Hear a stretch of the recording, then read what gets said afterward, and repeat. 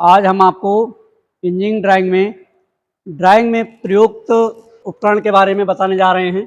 तो सबसे पहले जो है प्रयुक्त उपकरण ड्राइंग बोर्ड है, टी स्क्वायर है, सेट स्क्वायर है, चांदा है, स्केल है और मिनी ड्राफ्टर है। ठीक, तो अब सबसे पहला पॉइंट जो है वो है आपका ड्राइंग बोर्ड। तो ड्राइंग बोर्ड हमने बोर्ड पे बना रखा है।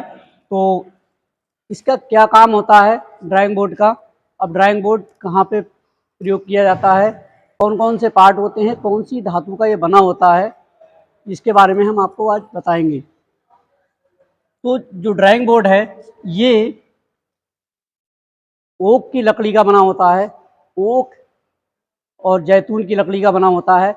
इसमें जो पार्ट होते हैं वो जो क्षैतिज में हैं वो इसमें स्ट्रेप कहते हैं, इन्हें स्ट्रेप कहते हैं। और ये जो लगे हुए वर्टिकल में है जो ये ऊर्ध्वाधर, इसे हम बैटन कहते हैं। ये स्क्रू की सहायता से ये जुड़े होते हैं। इसका जो बैक फ्रंट वाला ये चिकना होता है और इसके एक साइड में, बाएं साइड में ये जो काली पट्टी, एबोनाइट की काली पट्टी लगी होती है, इसे एबोनी एज या कार्यकारी एज कहते हैं। इसके बाद है ड्राइंग बोर्ड का मानक साइज। ड्राइंग बोर्ड का मानक साइज डी नॉट का जो साइज होता है वो 1500 1000 इंटू 25 मिलीमीटर होता है। D1 का 1700 गुणे 25, D2 का 700 गुणे 500 गुणे 15 मिलीमीटर। D3 का जो होता है 500 गुणे 350 गुणे 15 मिलीमीटर।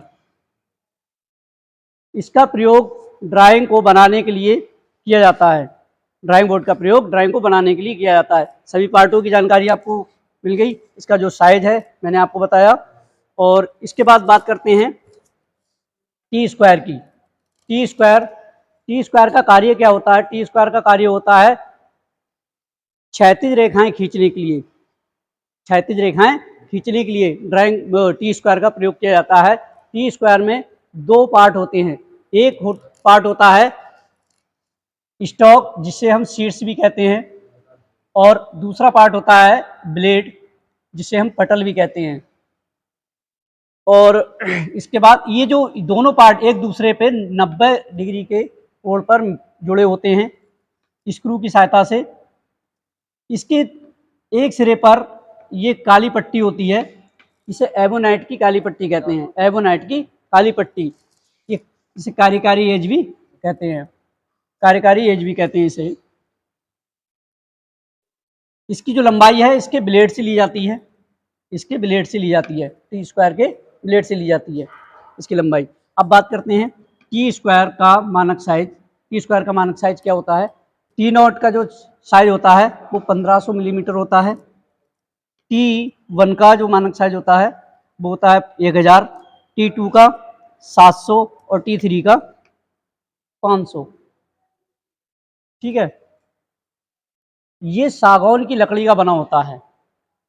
सागौन की लकड़ी का इसलिए बनाया जाता है ताकि उसमें ऐंठन ना हो, कोई त्रुटि ना आए, इसलिए सागौन की लकड़ी का बनाया जाता है। ठीक है, इसके बाद बात करते हैं सेट स्क्वायर की। सेट स्क्वायर का प्रयोग ड्राइंग को बनाने में किया जाता है। और ये सेलुलॉइड पारदर्शी प्लास्टिक के बने होते हैं। ये दो का एक सेट बना होता है, पूरा एक सेट होता है दो का।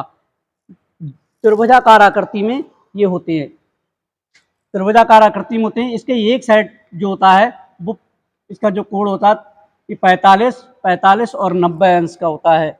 दूसरा जो सेट स्क्वायर होता है वो आपका 60, 30 और 90 का होता है। ठीक है, इसके बाद बात करते हैं चांदा। चांदा लगभग आपने सभी ने देखा होगा। चांदा का प्रयोग कहाँ पर करते हैं? चांदा एक कोण मापक यंत्र है जिसपे 0 डिग्री से लेके 180 डिग्री तक ग्रेजुएशन घटी होती है। और ये सेलुलॉइड पारदर्शी प्लास्टिक का बना होता है, सेलुलॉइड पारदर्शी प्लास्टिक का बना होता है। स्केल का प्रयोग लाइनें खींचने में किया जाता है। ये कौन कौन सी धातु के बने होते हैं? ये लकड़ी के भी बने होते हैं, स्टेनलेस स्टील के भी बने होते हैं और सेलुलॉइड पारदर्शी प्लास्टिक के भी बने होते हैं। इसके बाद बात करते हैं मिनी ड्राफ्टर। मिनी ड्राफ्टर एक ऐसा उपकरण है जो टी स्क्वायर, सेट स्क्वायर, चांदा और स्केल, इन चारों उपकरणों का कार्य एक साथ इससे किया जा सकता है, एक साथ इससे किया जा सकता है। इसमें दो आर्म्स लगे होते हैं और आर्म्स लगे होते हैं, इसमें क्या बोर्ड पे फिट कर दिया जाता है। फिट करने के बाद उसमें उसे स्लाइड एक इसमें चांदा होता है, प्रोटेक्टर जिसे कहते हैं, और एक स्केल होता है इस प्रकार से एल आकार का, ठीक है। तो इसमें चारों उपकरणों का कार्य एक साथ इससे किया जा सकता है।